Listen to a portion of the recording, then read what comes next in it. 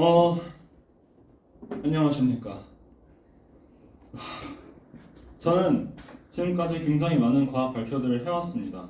네, 이렇게 과학부터 그다음에 뭐 수학으로 잠깐 틀어서 몬티올도 한번 해봤고, 그다음에 제일 반응이 좋았던 세상은 가짜다, 그것도 했었죠. 그래서 분야들이 조금 어렵지만 그래도 신기하고 알아듣기 힘들지만 알아듣기만 하면 재밌는 그런 발표들을 했었죠. 저는 오늘 발표가 제가 이걸 준비할 때까지만 해도 그냥 중기중 아이리스의 마지막 발표라고 생각을 하고 준비를 했었어요. 그래서 굉장히 주제를 뭘로 할지 심각하게 고민을 많이 했었습니다. 그래서 원래는 우주의 역사를 하려고 했다가 카오스 이론으로 바꿔가지고 카오스 이론을 대본까지 다 써놨었는데 너무 어려울 것 같아가지고 다 지우고 바꿨습니다. 그래서 저는 지금까지 발표했던 주제들이 가리키는 단 하나의 주제로 발표하기로 했습니다. 그래서 양자역학과 엔트로피, 시뮬레이션 우주 이론으로 알 수 있었던 그런 이론들, 이거는 아까 전에 그거네요. 그 이론들, 네, 얘네들이 합쳐져서 다중우주가 됩니다. 우선 시작하기 전에 정말 제가 여러 번 경고를 했었죠. 여러 가지 발표들을 하면서 이 발표는 정말 어려울 거다 하면서 경고들을 많이 날렸었고 그랬는데 오늘은 정말 진지합니다. 어려워요. 어려운데 제가 굉장히 쉽게 간단하게 설명을 해드릴 거고 최대한 그 다음에 이해 안 되는 부분들은 많이 덜어냈어요. 네, 그러니까 한번 봐주시면 될 것 같습니다. 네. 그래서 일단 시작하기 전에 무한이랑 다중우주에 대해서 조금 알아보고 갈 거예요. 일단 무한이 뭔지 아세요? 무수히 많은 거? 그냥 끝이 없는 거, 그죠? 무한이라는 거가 수학에서는 완결성을 나타내기 위해서 많이 쓰입니다. 그래서 수학에서는 막 써도 상관이 없어요. 근데 물리학에서는 막 쓰면 안 돼요. 왜냐하면 물리학에는 무한이 존재하지 않기 때문이에요. 물리학적 세계에서는 무한이라는 개념 자체가 실존하지가 않아요. 근데 우리가 이걸 쓰는 거지. 그래서 이렇게 하면 안 된다. 물리학에서는 이렇게 하면 안 되고 수학에서는 완결성을 위해서 쓰이는데 아무튼 그렇습니다. 그래서 오늘 쓰는 제가 물리학 파트에서 쓰는 무한이라는 말들은 되게 약간 좀 찝찝할 수 있어요. 그냥 무한이라는 거는 끝이 없다 정도로만 알고 가시면 될 것 같습니다. 이건 뭐죠? 이게 어느 부분이지? 네. 그렇고요. 그리고 제가 발표하는 걸 듣고 무한이라는 말이 대본에 총 몇 번 써져 있는지 맞추시는 분께는 제가 원하시는 걸 아무거나 사드리도록 하겠습니다. 잠깐만요. 지금까지 쓴 무한을 제외하고요? 네, 지금까지 쓴 거 제외하고 지금부터. 지금부터. 잠깐만 이거 안 될 것 같은데. 근데 약속이야. 그래 대본에 쓰인 거 대본에 쓰인. 내가 추가적으로 말을 더 할 수도 있어. 네. 아니 대충 찍어봐. 근처 어딜 가. 녹화 끊어 이거. 일단 그렇고요. 그다음에 이제 다중우주에 대해서 이제 정의를 살짝 알아보고 갈 거예요. 다중우주가 뭘까요? 우주가 여러 개. 우주가 여러 개 있는 거. 맞아요. 굉장히 많은 우주를 다중우주라고 부릅니다. 그러면은 조금 더 깊게 들어갈게요. 아주 조금 더 깊게, 한 1cm 정도 더 깊게 들어갈게요. 일단 다중우주의 반대말부터 생각해 봅시다. 뭘까요? 단일우주. 와, 정확해. 와, 이 표 뭐야? 단일우주죠. 그러면 우리가 지금 생각하고 있는 정상적인 우주의 모습은 둘 중에 뭘까요? 단일우주. 그렇죠, 단일우주죠. 우리는 단일우주에 절여져 있습니다. 우리가 우주를 뭐라고 부르죠? 유니버스. 네, 한글로. 우주. 그쵸, 우주라고 부르죠.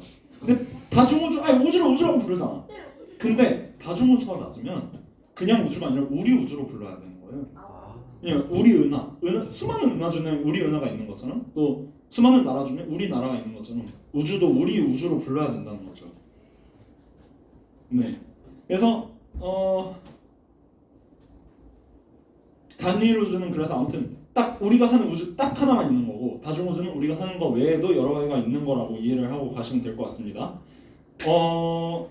이제 예시를 하나 들어볼 건데요. 섬이 하나 있어요.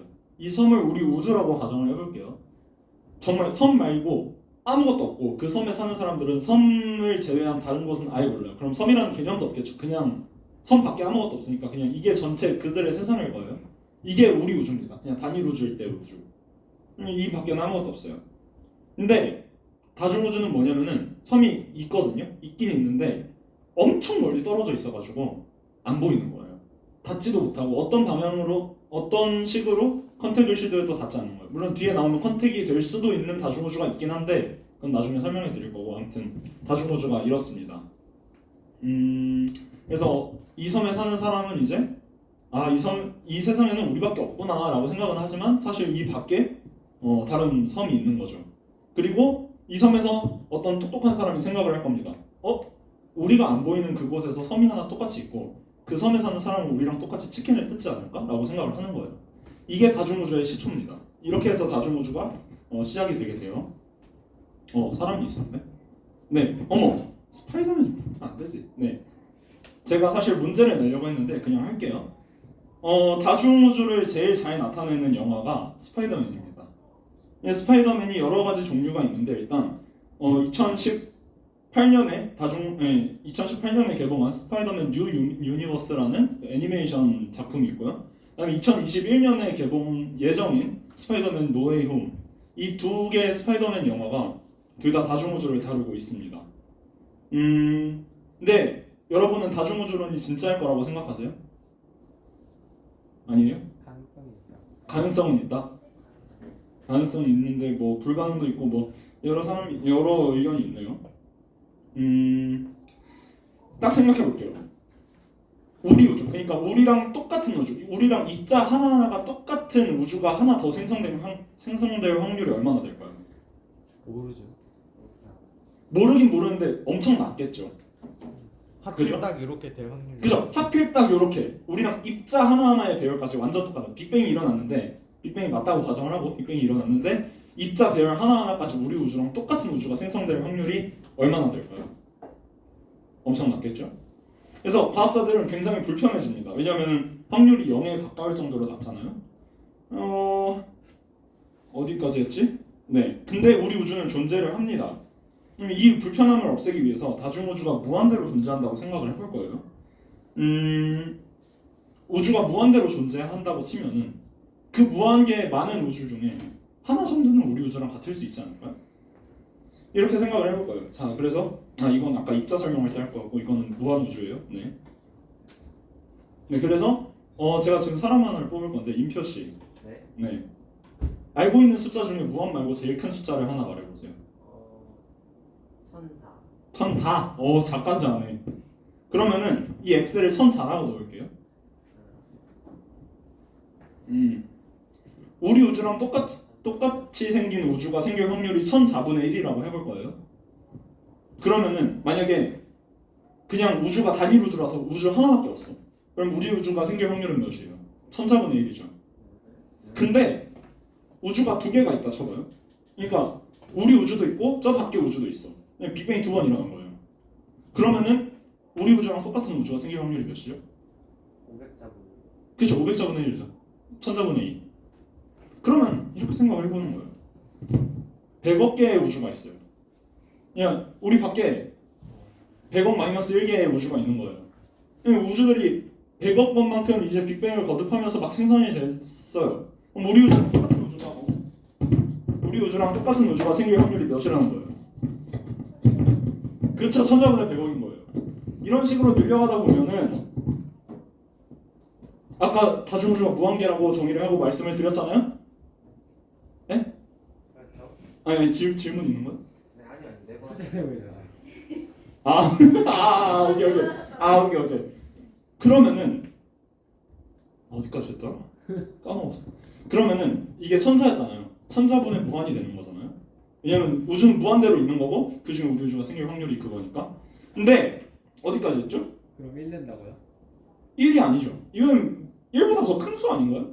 사실 수라고 의논할 수도 없긴 한데 그냥 이번에는 끝이 없다라고 정하기로 했으니까 끝이 없는 만큼 중에 천자니까 천자기 이상이 있으면 두 개 이상 생기겠지.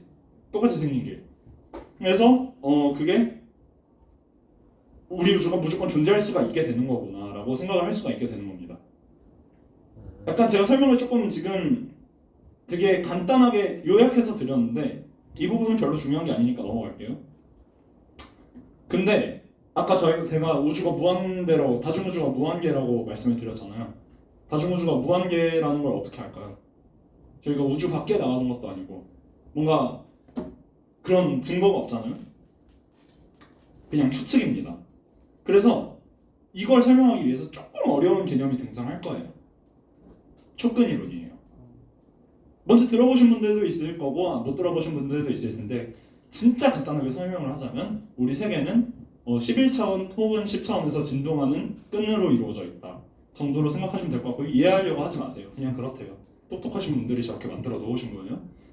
그래서 이 똑똑하신 분들이 이 촉근 이론을 가지고 계산을 했어요. 막 계산을 해갖고 존재가 가능한 우주, 그러니까 차원의 모양이죠. 이 말이 뭔가 이해가 안 되실 텐데 차원의 모양이래요.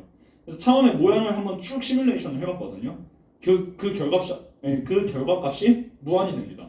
그러니까 무한히 많은 모양을 가진 차원이 만들어질 수 있다는 거예요. 그럼 만약에 이 모든 모양, 이 무한히 많은 모양을 하나하나씩 다 가진 각각의 우주가 있다고 상상을 하면은 우주는 몇 개가 될까요? 그렇죠. 그러니까 지금 당장 우주가 무한계 있다라고 말씀을 드리긴 어렵지만 적어도 그 가능성은 열려 있다는 거죠. 이러한 과정을 거쳐서 이제 다중우주가 나오게 되는 겁니다. 그다음에 혹시 다중우주랑 비슷한 개념이 하나가 있는데 그게 뭔지 아시나요? 평행우주. 그치. 아, 똑똑해. 역시. 그러면은 평행우주랑 다중우주의 차이점 설명할 수 있어요? 그냥 지어서 말해도 되니까 정답이 아니어도 되니까. 그 뭐냐고 평행우주 할 때 들어본 게 내가 이 행동을 여기서 했을 했을 때 때 이 행동을 하지 않는 반응이 평행우주가 생기고 내 말을 했을 때 이 말을 하지 않는 평행우주가 생겨가지고 그게 3단계 다중우주입니다. 나중에 설명드릴 거예요. 되게 똑똑하네. 이 차이점은 딱 제가 진짜 이해하기 쉽게 말씀드릴게요. 수많은 우주가 있어요. 이건 되게 지구처럼 생겼지만 우주라고 할게요. 수많은 우주가 있습니다. 이거 전체를 다중우주라고 불러요.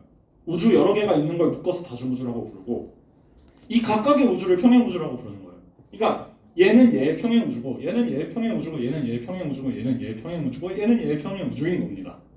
그냥 쉽게 생각해서 원소랑 원자 같은 개념으로 보시면 돼요. 그냥 원자들은 각각으로 있죠. 근데 얘네를 전체를 묶어서 원소라고 부르는 거예요. 똑같이 우주가 여러 개가 있으면 얘네 각각을 평행우주라고 부르고 이 여러 개의 우주가 있는 거를 다중우주라고 부르게 되는 겁니다. 그 다음에 이 말이 나와요. 이게 문장인데 이제 앞으로 굉장히 자주 나올 거고요. 어려워요. 이해가 되시나요? 이 말이? 문과?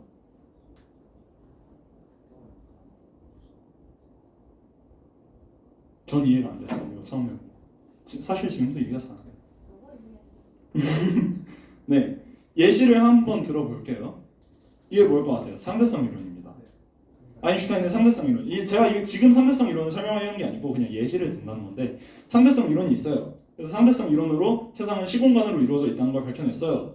근데 어떤 사람이 상대성 이론을 연구하다 보니까 의문을 가지게 됩니다. 블랙홀 안에도 시공간이 작용을 할까? 라는 의문을 가지게 돼요.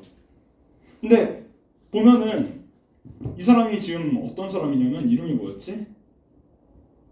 이름이 아서 에딩턴이에요. 이 사람이 관측을 통해서 상대성 이론이 맞다는 걸 증명을 해냈어요. 뭐 일식이었나? 아무튼 별이 이렇게 지나가는 거였나? 아무튼 그걸 갖고 관측을 해내서 상대성 이론이 사실이라는 거를 밝혀내게 됩니다. 그래서 상대성 이론이 사실인데 이 사실인 이론에 따르면 시공간은 어디든지 작용을 한대요. 그럼 블랙홀 안에도 작용을 할까요? 할 수 있죠. 그걸 예측을 했잖아요, 저희가. 그게 지금 블랙홀의 내부는 일반 상대성 이론의 예측이다 라는 문장으로 바꿀 수가 있는 거예요. 이게 아까 설명드렸던 다중우주는 특정한 이론에 볼 수 없는 예측이다랑 되는 거죠. 블랙홀의 내부는 일반 상대성 이론의 예측, 다중우주는 어떤 특정한 이론의 예측, 이렇게 되는 거예요. 그럼 여기서 질문이 하나 나와야 됩니다. 나와야 되는데 질문? 특정한 이론이 뭐냐? 그렇죠! 넌 천재야! 이 특정한 이론이 뭐냐는 거예요. 이게 다중우주의 시작입니다. 이제 프롤로그 끝났어요. 이제 시작. 네. 만약에 다중우주 속에 두 평행우주가 있다고 해봅시다. 얘네는 인과관계가 없어요. 두 우주를 구성하는 어떠한 무엇도 같은 게 없고 질량과 에너지의 관계도 다르고 물리 법칙도 다르고 싸그리 뭉텅 다 다른 두 개의 평행 우주가 있다 쳐봅시다. 얘네 둘이 상호작용이 가능한가요?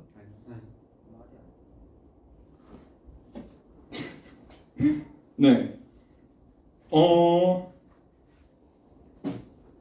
우리 우주는요 질량과 에너지를 기반으로 이렇게 되고 있고요. 인간이라는 거는 가시광선으로 관측을 하는 탄소 기반 복합 유기체입니다. 근데 다른 우주가 있어요. 기반이 질량과 에너지가 아니에요. 인간도 아니에요. 가시광선으로 관측을 하지도 않아요. 탄소 기반 복합 유기체가 아닙니다. 그러면 우리가 여기 있는 생명체랑 상호작용을 할 수가 있냐는 거죠. 그쵸. 아니죠. 네. 상호작용이 안 된다는 겁니다. 사실 여기서 굉장히 많이 건너뛰긴 했는데, 네. 상호작용이 안 되면 서로가 존재하는 지 그쵸. 그거요. 내가 건너뛴다고 한 내용이 그거였어요. 야, 아까 제가 저번에 양자역학에서 설명드렸듯이 관측하기 전에는 정해지지 않는 거잖아요. 그것처럼 지금 아예 서로 관측이 안 되고 상호작용 자체도 안 되는 상황에서 우리가 얘가 있는 걸 어떻게 아냐는 거죠. 이 아는 걸 확신하는 게 불가능한 겁니다. 우리는 다중우주가 있는지 없는지 확신할 수가 없어요. 불가능해요. 이게 지금 과학자들이 욕을 하는 이유입니다. 근데 그러면은 이제 결론이 났어요. 다중우주는 어떻게 되는지 모릅니다. 영원히 몰라요. 그럼 이제 다중우주를 어떻게 받아들여야 될지를 설명을 드릴 건데 이 그림이 뭔지 아세요? 천동설이요. 그쵸, 천동설이에요. 옛날에는 천동설이 짱이었어요. 그래서 한 4,000년 동안 유럽을 지배를 했었죠, 천동설이. 지금은 뭐죠? 지동설이죠. 옛날에는 태양계가 짱인 줄 알았어요. 태양이 그냥 짱이야. 그냥 우리가 태양 중심으로 돌고 있고 그냥 태양계가 우주의 중심인 줄 알았어. 은하의 외곽에 있죠, 우리가. 태양계가. 그럼 우리 은하는 또 어떻습니까? 우리 은하 야 태양계가 외곽에 있는 우리 은하 와 중심이야. 아닙니다. 우주가 있다만큼. 이게 지금 뭐였지 이게? 우주 배경 복사라는 건데 그냥 쉽게 말해서 그냥 빅뱅 팡 터졌을 때 그 질량과 에너지들이 모이는 그거를 지도화한 거라고 생각을 해보시면 돼요. 우주가 이따만큼 큽니다. 우리가 이 중심에 있을까요? 아니에요. 우리는 완전 외곽에 있어요. 근데 그러면은 우주잖아요. 그러면 적어도 우리 우주는 그냥 우주가 세상 전체니까 그래도 그냥 우리 우주는 세상의 전체다 라고 말할 수 있었는데 지금 다중우주가 진실이 돼버리면은 그냥 무한대로 많은 우주 중에 하나가 돼버리는 겁니다. 그냥 우리는 과학이 발전할수록 더 많은 걸 알아가게 되고 동시에 더더더 겸손해지는 거죠. 굉장히 작아지는 겁니다. 그래서 이렇게 볼 수 있어요. 우리는 지금 수많은 다중우주 중에 평행우주 중에 우리 우주 안에, 우리 은하 안에, 태양계 안에, 지구 안에, 대한민국 안에, 경기도 안에, 서울시 안에, 원천동 안에, 중기중 안에 4층의 행반에서 지금 아이를 발표를 했고 있는 겁니다. 그러면 물음표가 있는 걸 보면 질문이 있겠죠? 잠깐만요. 그쵸? 다중우주가 존재한다고 주장하는 과학자들이 있습니다. 분명히 있어요. 그럼 이 과학자들한테 물어보면 다중우주가 존재하냐라고 물어보면은 그것보다 더 중요한 질문이 있다고 합니다. 다중우주가 존재하냐라는 질문 말고 어떤 게 더 중요할까요? 오늘 저녁 메뉴입니다. 아닙니다. 네, 죄송하고요. 중요한 질문은 바로 다중우주가 몇 단계까지 존재하느냐예요. 이게 무슨 말인지 잘 이해가 안 되실 텐데 다중우주가 존재하냐 존재 안 하냐는 뒤로 제쳐놓고 일단 다중우주가 존재한다고 해놓고 다중우주가 몇 단계인지를 고민부터 해보자는 거예요. 그래서 이 각 단계를 아까 언급했던 특정한 이론에 볼 수 없는 예측, 아까 제가 상대성 이론으로 예시를 들어서 설명했었죠. 그걸로 한번 설명을 해볼 거예요. 총 4가지의 단계가 있는데 이걸 하나하나 차근차근 설명을 해볼 거예요. 이게 제일 어렵습니다. 지금 이제 본론으로 들어가는 거예요. 1단계는요. 관측 가능한 우주 이론에 볼 수 없는 예측입니다. 어머나 지금이네요. 네, 볼게요.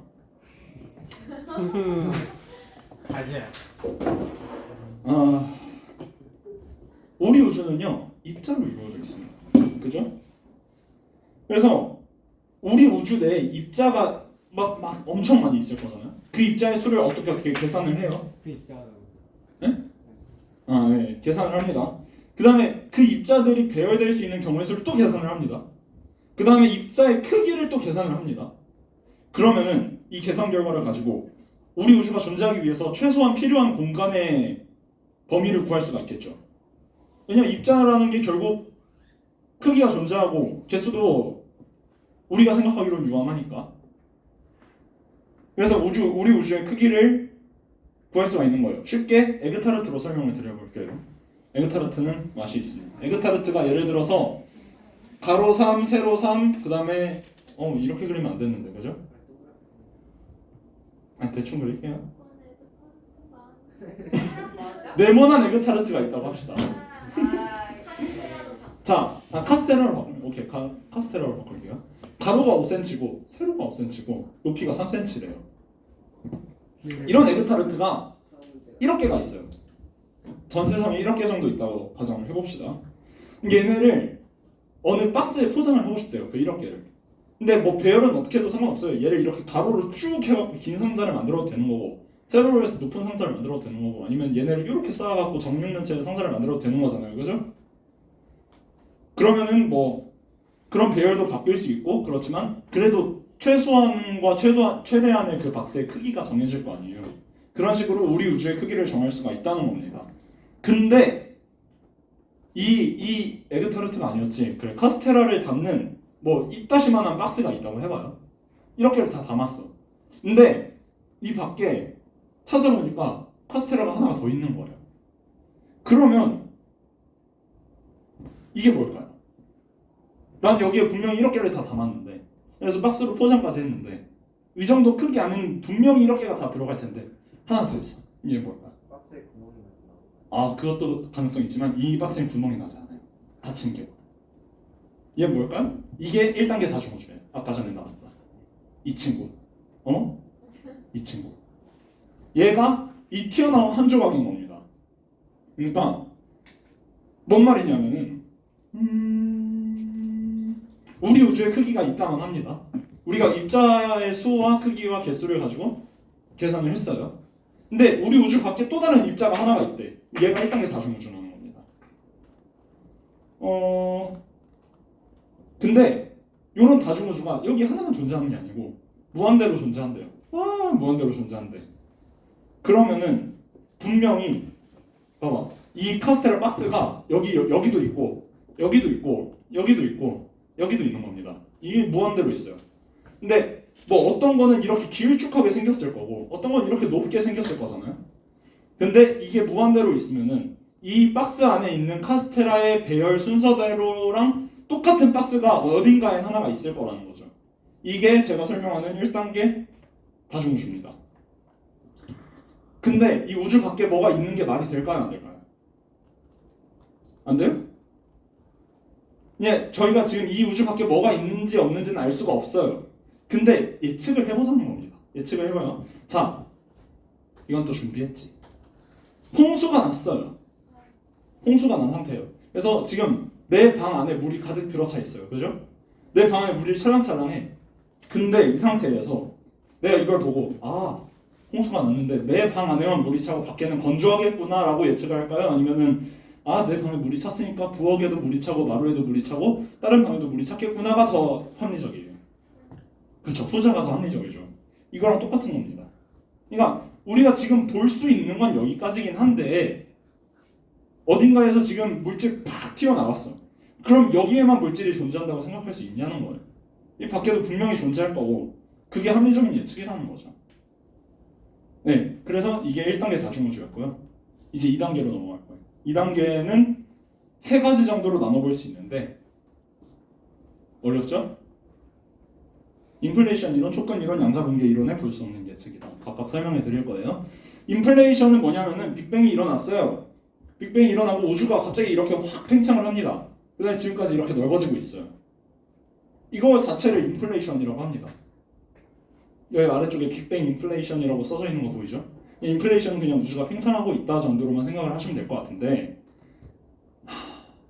이렇게 빅뱅이 여러 번 일어났어요. 도미노처럼. 그 전에 내가 설명할 게 하나 있었던 것 같은데 뭐였지?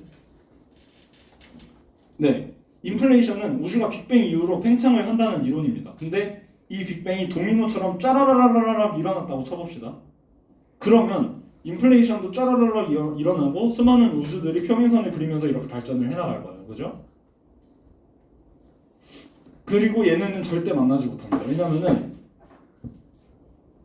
얘가 지금 2차원이잖아요. 1차원이라고 할 수 있는데 면으로 생각해보면 2차원이잖아요. 근데 저는 얘를 지금 3, 4차원을 2차원으로 줄인 거기 때문에 지금 이렇게 보이는 겁니다. 그래서 이게 잘 안 될 수도 있는데 빅뱅이 일어났어요. 그러면은 이 우주의 공간은 시간축을 따라서 이렇게 쭉 이렇게만 흐릅니다. 되돌아가거나 옆으로 갈 수 없어요. 왜냐면 옆으로 가는 순간 5차원이고 되돌아가는 순간 과거로 시간 여행하는 거기 때문에. 근데 여기서 옆에서 또 하나가 이렇게 있었어. 얘도 똑같이 일로 갈 수도 없고 일로 갈 수도 없는 거예요. 얘는 무조건 앞으로만 갑니다. 그럼 얘네 둘이 만날 수 있을까요? 없어요. 이게 2단계 다중우주의 인플레이션 이론인 거예요. 그 다음에 두 번째가 촉근 이론. 아까 전에 촉근 이론 잠깐 설명했었는데 얘는 이해가 안 될 텐데 그냥 소개만 잠깐 드릴게요. 끈 이론에서 11차원의 진동하는 촉근을 감싸고 있는 브레인이라고 불리는 얇은 막이 있습니다. 이 막끼리 부딪히는 순간 우주가 생긴다는 거예요. 저도 이건 이해를 잘 못하겠는데 뭔가 11차원에서 뭐랑 뭐끼리 이렇게 부딪히는 순간 여기 짧은 순간 동안 우주가 하나 생긴대요. 근데 지금 11차원의 촉근은 계속 진동하고 있거든요. 양자요동이라는 것 때문에. 그래서 여기서 한번 부딪히고 그 다음에 여기서 한번 부딪히고 여기서 한번 부딪히고 하면서 우주가 점점점 생긴다는 겁니다. 이게 두 번째, 2단계의 두 번째 이론인 거고요. 어머 세상에. 어머 이게 아닌데. 그리고 세 번째가 이제 양자역학입니다. 양자역학은 제가 저번에 슈레딩거의 고양이 설명했었잖아요. 이렇게 생긴 상자 안에 어머 아이고 덥다. 이거 쓰면 되겠다. 상자 안에 고양이가 있습니다. 고양이가 있고 여기에 방사능 박스가 있어요. 저희가 이 뚜껑을 열어보기 전까지는 얘가 죽었는지 살았는지 알 수가 없죠. 근데 뚜껑을 여는 순간 얘가 죽었는지 사는지가 결정되는 거라고 했잖아요. 이 이론이 뭐냐면은 우리가 뚜껑을 여는 순간 만약에 고양이가 살아 있었다고 해봐요. 우리가 뚜껑을 여는 순간 살아 있었어. 그럼 우리는 그냥 고양이가 운이 좋아서 살았구나 라고 생각을 하는데 이 다중우주 이론에 따르면은 상자가 닫혀있는 우주가 있어요. 상자를 엽니다. 그럼 여는 순간 우주가 두 개로 갈린다는 거예요. 어떻게? 고양이가 죽은 우주랑 고양이가 산 우주. 만약 우리는 지금 얘가 살아 있었잖아요. 우리는 이 우주에서 이 우주로 이동을 한 거예요. 그냥 이 전체가 지금 우리가 살고 있는 이 우주의 흐름인 거고 대신 여기로 파생된 우주 하나가 더 생겼다는 거죠. 이 우주는 고양이가 죽은 우리랑 똑같은 우주인 거예요. 이 우주에서도 또 이렇게 가다가 또 어딘가에서 갈리겠죠. 얘도 어딘가에서 갈리겠죠. 이런 식으로 무한히 계속 갈린다는 게 2단계에서 양자역학 그 우주인 겁니다. 다중우주.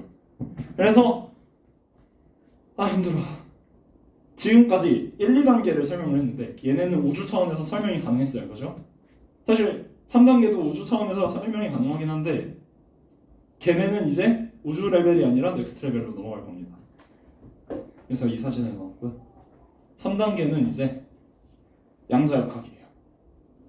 그러니까 아까 2단계에서 제가 양자역학 이 우주론을 설명을 드렸었잖아요. 이거의 상위 호환이라고 생각하시면 편할 것 같습니다. 그러면 저번에 양자역학 발표를 얼마나 잘 기억하는지 테스트를 하기 위해서 세상의 물질은 입자일까요? 파동일까요? 반씩은 아니지만 동시에 갖고 있죠. 이 두 가지 특징, 입자적 특성과 파동적 특성을 동시에 갖고 있습니다. 근데 이 두 가지 특성을 동시에 볼 수가 있나요? 못 보죠. 한 번에 하나씩밖에 못 봐요. 이게 입자면 입자고 우리가 관측을 하지 못했을 때 파동이면 파동인 거예요. 이 두 가지 특징을 동시에 볼 수 없습니다. 그다음에 이 두 특징을 보기 위해서는 각각의 장치를 개발을 했어야 됐어요. 그죠? 근데 이게 뭐냐면요. 올해 8월 19일에 공개가 된 ENBS, 그러니까 한글로 하면 얽힌 비선형 광자쌍 광원이라는 장치예요. 굉장히 이름이 무시무시하죠. 이거를 우리나라에서 만들었습니다. 이번 8월 19일에 공개된 거예요. 한 달도 안 된, 아니 한 달 됐구나. 그래, 한 달 전에 공개가 됐어요. 이걸 이용하면은 한 번에 한 물질에 입자적 특성과 파동적 특성을 동시에 볼 수 있어. 완전 대단한 장치인 거예요. 우리나라 짱이야. 그래서 물질은 입자성과 파동성을 동시에 가지고 있는데 이 장치를 통해서 뭐가 밝혀졌냐면은 그 비율이 세밀하게 조절이 될 수가 있다는 게 밝혀졌어요. 그럼 이 말이 뭐냐면요. 세상은 2단계 그 양자역학 우주에서 봤던 것처럼 계속 둔화되고 있다는 뜻이 됩니다. 이게 계속 이렇게 달라지면서 분화가 되는 거예요. 계속. 이게 1초마다도 아니고 1ms마다도 아니고 그냥 우리가 알 수 없는 그 쬐끄만 시간의 단위마다 계속 우주가 갈라지고 있다는 말이 됩니다. 그래서 아까 제가 말씀드렸던 저 고양이가 산 우주와 죽은 우주 저렇게 나눠지는 그림이 있고요. 근데 이제 제가 아까 말씀드렸듯이 2단계 우주에서는 이제 제가 고양이 관측했냐 안 했냐로 결정이 되는 이때만 갈라지는 거였고 2단계에서는 3단계는 이제 아까 말씀드렸던 그 장치를 통해서 이게 밝혀진 거죠. 그냥 아주 작은 시간마다 계속 갈라지고 있다고. 이게 된 거였고요. 좀 더 자세히 설명을 해볼게요. 좀 더 깊게 들어가 보면은 힐베르트 공간이라는 게 있습니다. 얘는 차원이 무한해요. 그냥 가상의 공간인 거예요. 이 안에서 파동 방정식이라는 게 만들어집니다. 파동 방정식은 뭐 몇 번 들어보신 분도 있을 거예요. 그래서 이 파동 방정식이 이렇게 생긴 건데 저도 잘 모르고 이걸로 위치를 계산을 할 수가 있습니다. 어떤 물질의 위치. 그래서 이 파동 방정식으로 만약에 제 노트북의 위치를 계산을 한다고 해볼 거예요. 그러면 어떤 식으로 나오냐면은 중앙계도 중학교, 그 다음에 부산역, 그다음에 샌프란시스코. 예를 들어서 이런 식으로 결과값이 나온다고 해볼게요. 그럼 이 세 곳에 다 존재할까요? 아니죠. 이게 어떤 뜻이냐면은 이 세 공간에 있는데 이게 확률적으로 있는 거예요. 관측하기 전까지는. 근데 내가 관측을 하는 순간 딴 곳의 확률들은 다 0이 되고 여기로 100이 되는 거죠. 오케이? 이렇게. 근데 이제 이 파동 방정식이 반대를 굉장히 많이 받아요. 왜냐면은 아까 전에 얘네가 확률이 0이 되잖아요. 이걸 파동이 붕괴한다고 하는데 파동함수가 붕괴하는 과정이라고 하는데 이 파동함수가 붕괴하는 과정이 파동 방정식에 나타나 있질 않아요. 수학적으로 기술이 되어 있지 않아. 근데 풀면 또 맞아. 답이. 이게 진짜 신기한 거죠. 근데 이제 수학자들, 과학자들은 이게 설명이 나와 있진 않으니까 이거는 이게 과정이 안 나와 있는데 어떻게 이런 답이 나오냐. 이거는 아니다 하고 막 반대를 합니다. 근데 결국은 또 잘 나오니까. 그래서 이제 과학자들, 수학자들은 이게 불편했고요. 그래서 이걸 불편해하던 과학자 한 명이 새로운 다중우주를 만들게 되는데 이걸 다세계 해석이라고 합니다. 이 사람이 만들었고요. 휴 에버렛이라는 사람인데 휴 에버렛은 아까 그 파동 방정식이 굉장히 불편했기 때문에 관측되는 순간 제가 아까 붕괴한다고 했잖아요. 관측되는 순간 붕괴하면서 한 곳으로 정해진다고 했는데 그게 아니고 아까 전에 아니 칠판이 아닌데? 어머 그래 칠판을 보세요. 자 아까 전에 제가 중기중이 있고 그 다음에 뭐가 있었지? 부산역이 있고 샌프란시스코가 있었잖아요. 얘네들이 관측을 하는 순간 원래 이게 한 세계였는데 관측을 하는 순간 각각의 하나의 우주식으로 붕괴가 된다는 거지. 나눠진다는 거예요.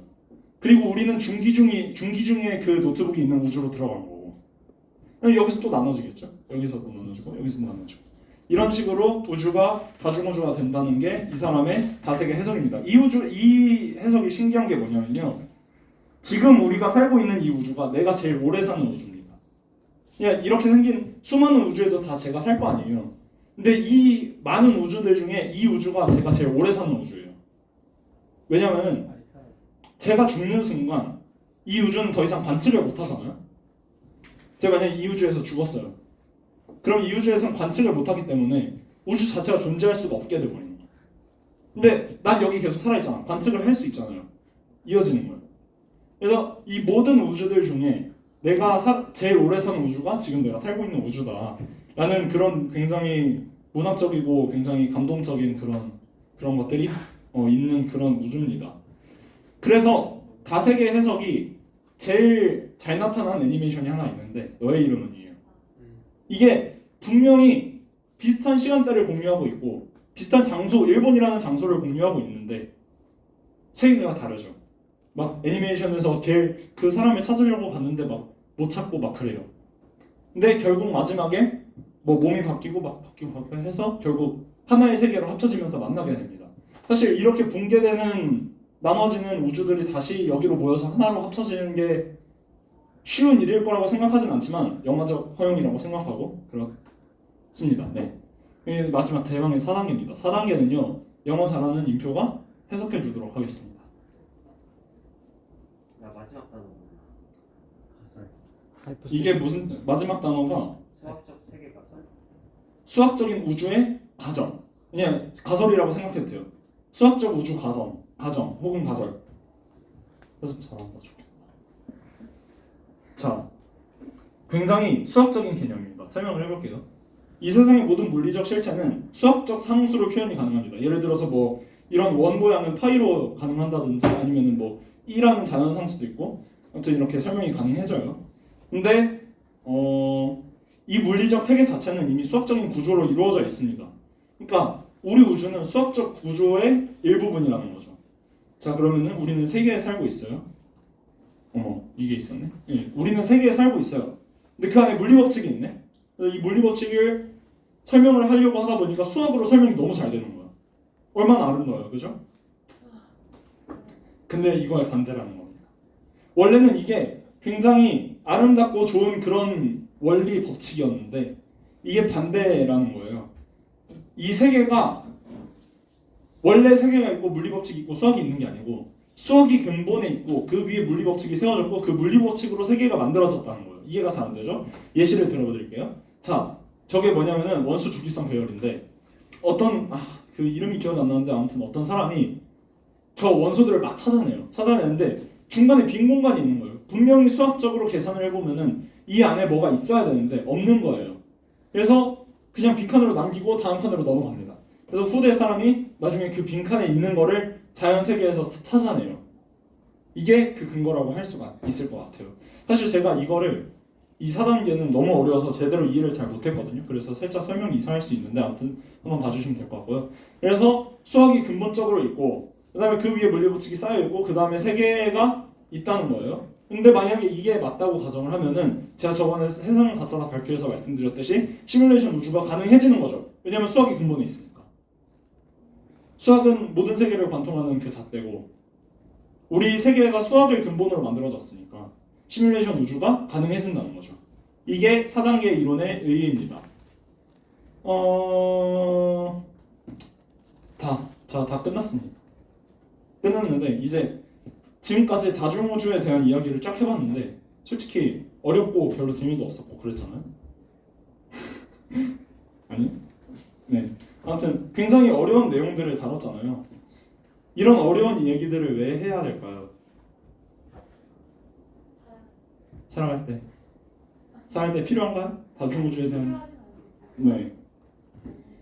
근데 저는 잘 모르겠는 게 우리가 아직 우리 우주에 있는 것도 다 잘 모르는데 맞아요. 굳이 이것까지 신경 그쵸. 맞아요. 자, 물리학에는 특징이 있습니다. 이게 뭘까요? 아니 맥주인데 술 먹을 때 안주로 쓰라고. 그쵸. 패키지 판매를 하는 거예요. 묶음 판매. 물리학의 특징이 저겁니다. 묶음 판매. 카페에 가서 디카페인 음료를 주문하면은 음료에서 카페인을 빼주죠. 우리 우주는 그게 안 돼요. 물리학에 큰 줄기가 있고 거기에 파생되는 그 이론들이 있는데 이 이론 중에 하나를 빼려고 하는 게 안 된다는 겁니다. 이게 무슨 말이냐면은 우리 물리학이 지금 우리 우주는 빅뱅으로부터 탄생을 했고 지금까지 인플레이션 이론을 통해서 커졌고 그 안에서 뭐 중력이나 뭐 그런 물리 법칙들이 생성이 됐고 막 이렇게 뻗어 나가는 그런 큰 줄기가 있고 거기서 이렇게 잎들이 생겨요. 그죠? 근데 그 중에 한 이론을 제가 거부를 해요. 이 이론은 마음에 안 들어. 내가 이걸 뺄 거야. 근데 얘 하나만 뚝 떼낼 수가 없다는 거죠. 얘가 싫어서 얘를 빼려고 하면은 다 뿌리채 드러내거나 아니면은 그냥 걔도 알겠다 하고 수용을 해야 된다는 겁니다. 그게 지금 저 모두 수용 혹은 모두 거부가 되는 거예요. 그래서 다중우주론이 마음에 들지 않아요. 그래서 빼고 싶습니다. 그럼 이걸 빼려면 뭘 빼야 되냐면요. 빅뱅 이론을 빼야 되고요. 인플레이션 이론도 빼야 되고요. 이게 지평선 문제고 이게 평탄선 문제라는 건데 이 이론들을 다 거부를 해야지 다중우주론을 뺄 수가 있다는 거예요. 우리 물리학의 기초가 되는 빅뱅 이론부터 거부를 해야지 얘를 거부할 수가 있다는 말이 되는 겁니다. 이게 이거예요. 그러니까 호도 없는 호주, 붕어 없는 붕어, 홍천 없는 홍천, 그리고 빅뱅 없는 우주관을 새로 만들어야 된다는 거예요. 빅뱅이 없는 우주관을 처음부터 건설을 해야지 다중우주가 없는 걸 만들 수 있는 거예요. 네. 다중우주 반대하는 과학자들도 있다고 그랬죠. 그쵸. 그 사람들은 저렇게 보는가요? 뭐요? 빅뱅은 없는 우주관. 아, 그 사람들도 그 사람들 나름대로의 논리가 있을 수 있는데 제가 그건 조사를 안 했어요. 아직. 그래서 과거에는 과학자들이 다중우주는 말도 안 되고 짜증나고 다 빼고 싶어 였는데 현재는 그냥 싫어합니다. 그냥 못 빼고 패키지 판매입니다. 내가 지금 빅뱅 우주론을 거부할 수는 없는 거죠. 그래서 미국의 물리학자 스티븐 와인버그라는 사람이 있어요. 이 사람이 이렇게 말했어요. 자, 누군가가 읽어주세요. 지우가 읽어주세요. 우주를 이해하고자 하는 노력은 인생의 직거리보다 더 나은 수준을 만들어주는 몇 안 되는 이유 중 하나이며 이런 노력은 인간의 삶에 약간의 무감을 안겨준다. 네. 저희가 오늘 나눈 이 우주에 대한 이 깊은 이야기들 조금 어려울 수 있었지만 많이 어려울 수 있었지만 그래도 오늘 우리가 이렇게 우주에 대해서 나눈 이야기들은 인간이 경험할 수 있는 가장 높은 수준의 지적 유의라고 말할 수가 있을 것 같아요. 이렇게 제 되게 굉장히 어이가 없고 어렵고 그런 장황한 설명들에 대한 의미부여가 끝났고요. 이해하지 못하셨더라도 이 모든 걸 다 이해하지 못하셨더라도 걱정하지 마세요. 왜냐면은 별로 그렇게 필요한 것도 아니고 어쨌든 이 무한히 많은 다중우주 중에 한 우주에서는 이 모든 걸 다 이해한 여러분이 있을 겁니다. 끝이에요.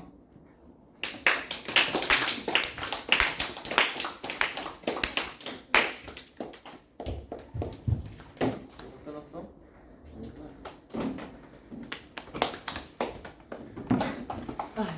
이번 때마다 뭔가 허탈해진다. 그치. 이거는 김성민. 사실 내가 원하는 대로 발표가 되지 않았어. 4분밖에 안 했어. 40분인가? 나 이거 시험하지 말자. 아 힘들어. 나 다음 주에 누가 하실까요? 아, 발표를 어떻게 해야 될지 모르겠어. 안 한 사람, 안 한 사람, 안 한 사람. 자유롭게. 어